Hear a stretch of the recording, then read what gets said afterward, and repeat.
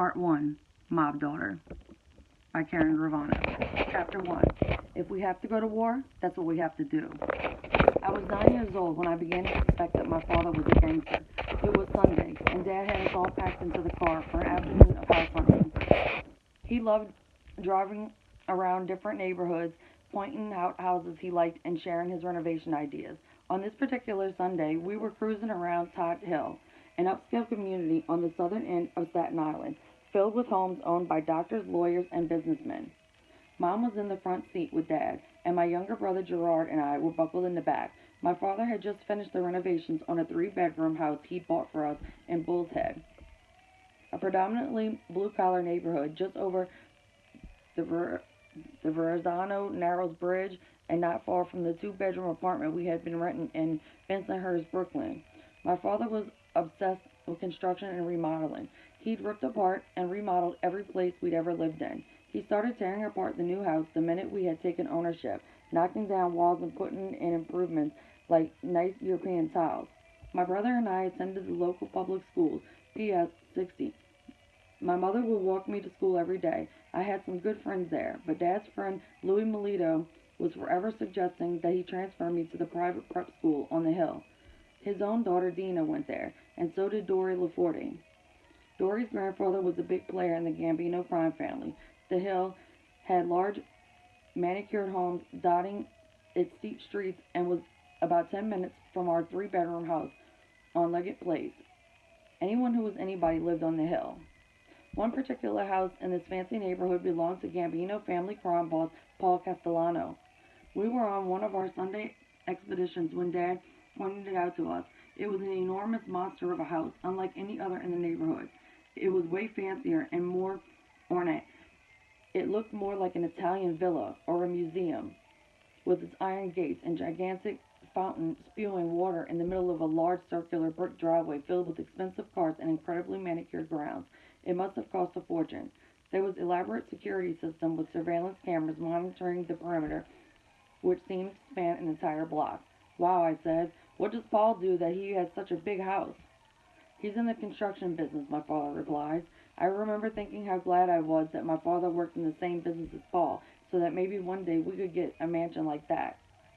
Dad didn't say Paul was his boss in one of New York's biggest and most bloodletting, most feared crime families, or that the construction business wasn't building somebody a little house, but more like construction, racketeering, loan sharking, and extortion. He didn't mention being a businessman like Paul was putting your life on the line. I'd have to wait to learn this angle of the business. By the fall, my father announced that I was going to be transferring to a new school. He wanted me to get a superior education and had me enrolled at the prestigious Staten Island Academy. I was furious about leaving my friends and worried that I wouldn't fit in with the kids at private school. I was there just a few weeks when a classmate invited me over to her house to play. She lived so close to school we could see the playground from her yard. It was a beautiful day, and we were outside on her front lawn.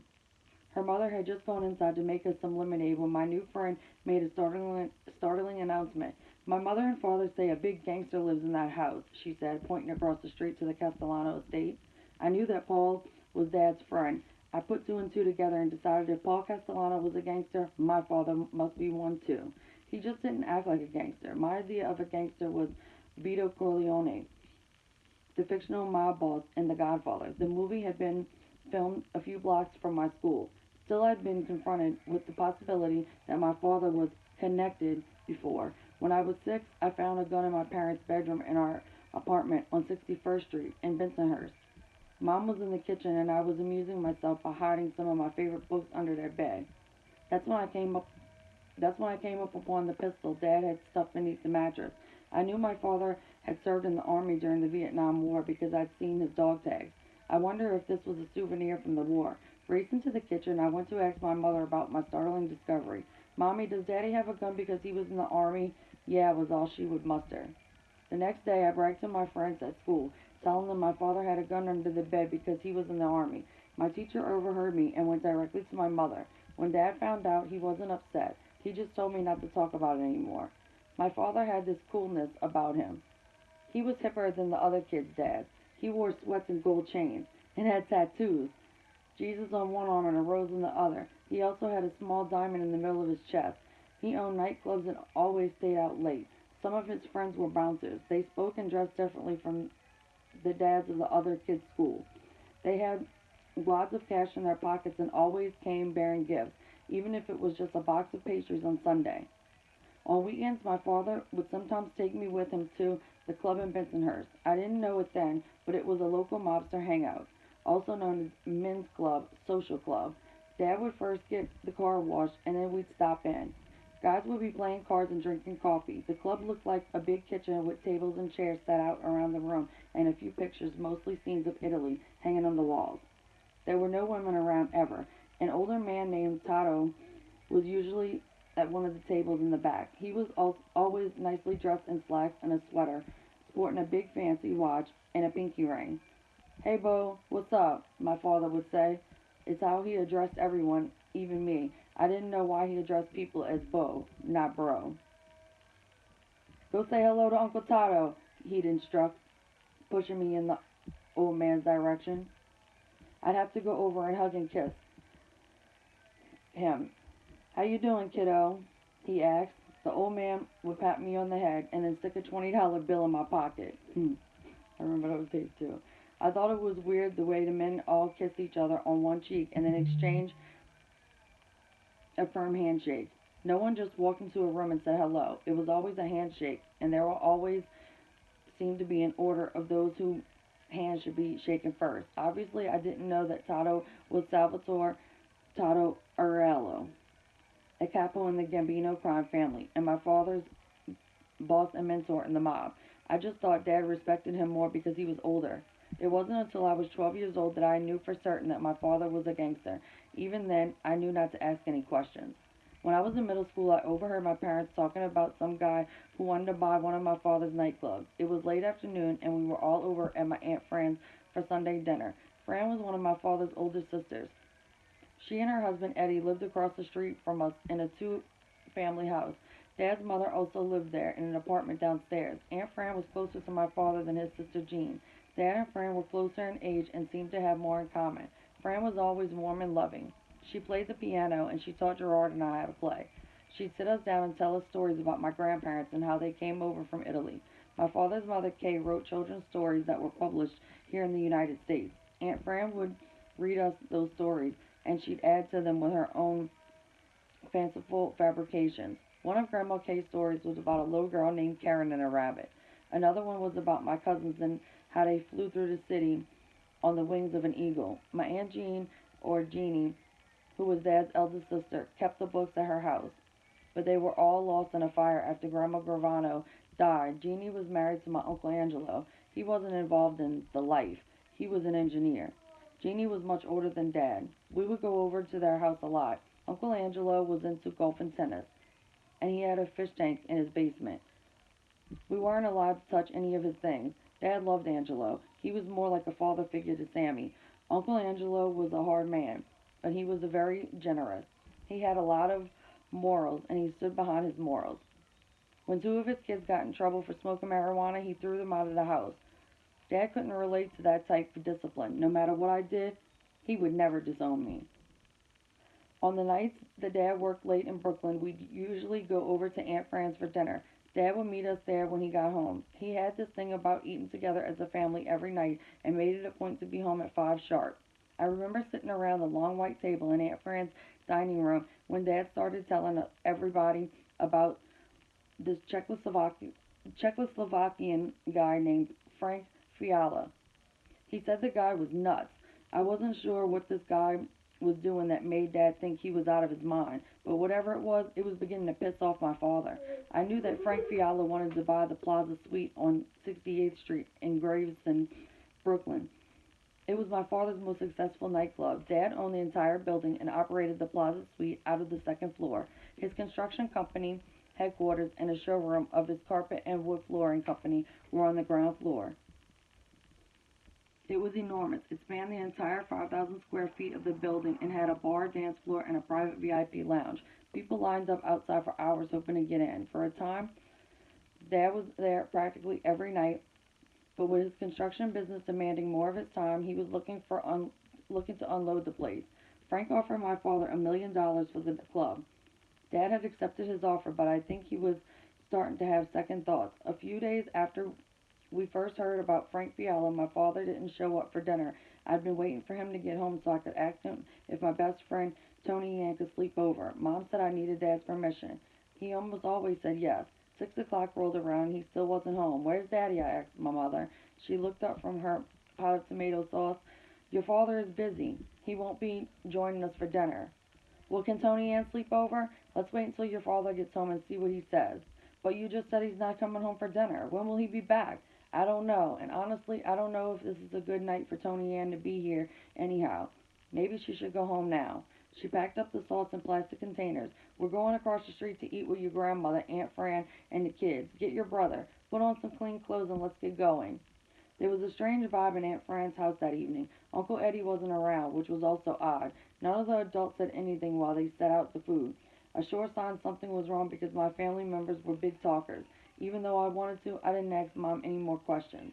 After dinner, I asked her if I could go across the street to Tony Ann's to play until my father came home. You can play, but only for half an hour. What about the sleepover? I pressed. She sighed. Ask your father when he gets home. If he doesn't come home, it'll have to be another night. We were out playing in Tony Ann's front yard when Uncle Eddie's car roared around the corner and screeched into our driveway. Dad jumped out and ran into our house, and I ran in after him. He was in the living room or the kitchen, so I wandered upstairs. The door to the bedroom was shut. The moment I cracked it open, Dad turned and looked at me with a serious face. Don't you knock? He quickly turned his back to me, but not before I saw him jam a revolver into the waistband of his jeans. I tried to figure out if something was wrong, but his body language revealed nothing. He was calm and together. I stared at him and struggled to convince myself that I hadn't seen the gun. After a long pause, I finally said, I was just going to ask if I could have a sleepover with... He interrupted. No, you can't. He untucked his shirt and turned around to face me. Why not? I whined. What's the big deal? Not tonight. You can have one over the weekend. And I can't talk about this right now. I gotta go. His eyes were cold. I felt as if he was looking through me. He spoke really quickly, his mind clearly somewhere else. He grabbed a pair of black leather gloves off the top of his dresser and brushed by me. I followed him into the hallway, watched him stomp down the stairs, and called after him. Why do you need the gloves? It's the middle of the summer. I knew in my heart that something bad was about to happen, and I was terrified. He stopped, stared, and said, Why do you ask so many questions? I don't know. I was just asking. Shh, Giovanni. I'm reading a book. One day you're going to make a good lawyer. He slowly came back up the stairs, bent down, and kissed me on the forehead. I promise you can have a sleepover before we leave for the farm next week.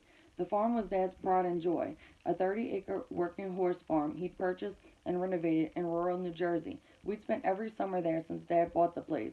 Trust me, tonight's not a good night, my father told me. Now I want you to be a good girl. You're the oldest. You're in charge, and you have to take care of your brother.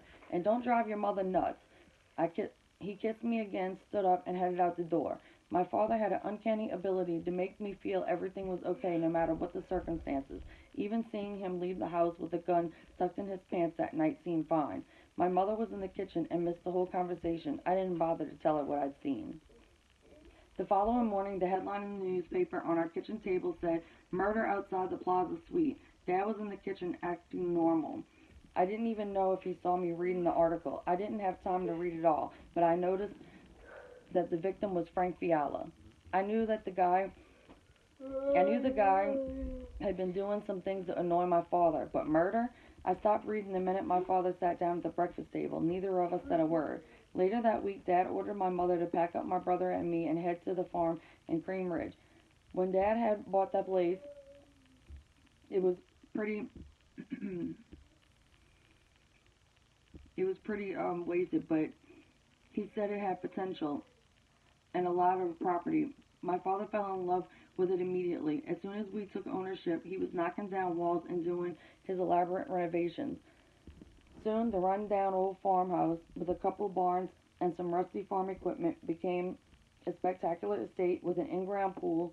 It had a state-of-the-art facility for training and boarding horses and a professional racetrack in the front yard. The track was an exact replica of the Freehold Raceway in New Jersey. My father hired a trainer from the barn in Staten Island where my brother and I took lessons and built a small house for him on the property. Most of the horses the trainers worked with were trotters and competed at Meadowlands racetrack. Oh, my uncle was a trainer at New Orleans Fairgrounds racetrack. My father even restored the old horse-drawn carriage that was left behind by a previous owner. It bothered me that we were leaving for the farm so suddenly and without Dad. We weren't even supposed to be going for another few days. The farm was a place where my family would always have fun. There was always something to do there. It was about an hour and 45 minutes south of Staten Island, in the historic town of Cream Ridge. The area was so rural compared to Staten Island. It had hills covered in trees, narrow two-lane roads, and lots of large horse farms. It took 5 minutes just to get down the bumpy dirt road that dead-ended in our driveway. The main house was enormous and had breathtaking views of our 30 acres of grassy land. The exterior had been white when we bought it, but was now gray. It was surrounded by a beautiful stone porch that had a big table and lots of outdoor chairs. I adored that house. My bedroom was upstairs with a view of the track, which I loved.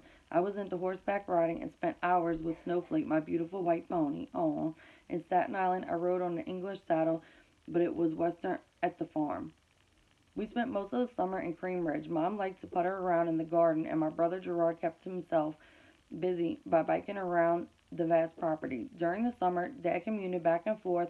He'd leave the farm on a Tuesday and come back on a Thursday. My father was a different person when he was at the farm. He'd sit out on the front porch in the morning, sipping coffee and watching the trainers on the track. He always seemed relaxed, as though he didn't have a care in the world. My poor baby, he's sick. Don't run around. Your cough will get worse. Sorry, guys. He'd bring friends and their families from New York. I didn't know it at the time, but all the friends were involved in the mafia. My father had one rule. There was to be no shop talk at the farm. If you come up, you need to bring your coveralls because everyone is pitching in, he'd say. We shared lots of laughs. There were always people around and construction going on.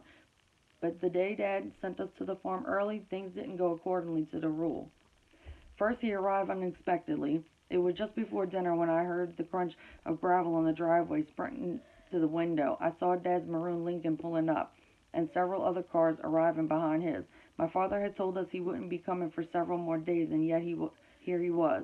Not only that, he had Stymie with him in the car. Stymie was Joe D'Angelo, my father's closest friend. Dad said he had met him on the street.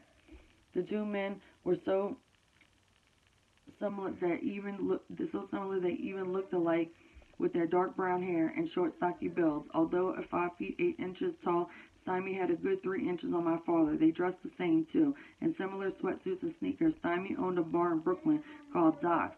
Dad referred to him as his right-hand man. My father was in his white t-shirt and sweatpants when he stepped out of the car. Stymie was wearing a sweatshirt over his shirt. He didn't have his wife with him, which was very unusual. When Dad's friends came up, they always brought their families. Uncle Eddie and several other members of Dad's work crew got out of the other vehicles. None of them had their wives and kids along. I ran out to the kitchen to say hello to my father. He was talking to my mother in a hushed voice. I saw her shaking her head. Okay, she whispered before following my dad outside. That night, Mom served dinner out on the back porch, which was completely screened in. There was a low wall around the base of the porch supporting the screens. When I wanted to eavesdrop on my parents' conversations, I could hide behind it out of view. That's what I did too. I'd often use the spot to overhear discussions about requests of mine, like when I would ask my parents if we could go to the Great Adventures amusement park. After I'd asked, I'd disappear from the room and then sneak around the back and listen from the outside to hear them weighing their decisions. That evening, however, I sensed my father was not himself. His mood was scaring me. I could always tell when something was on his mind.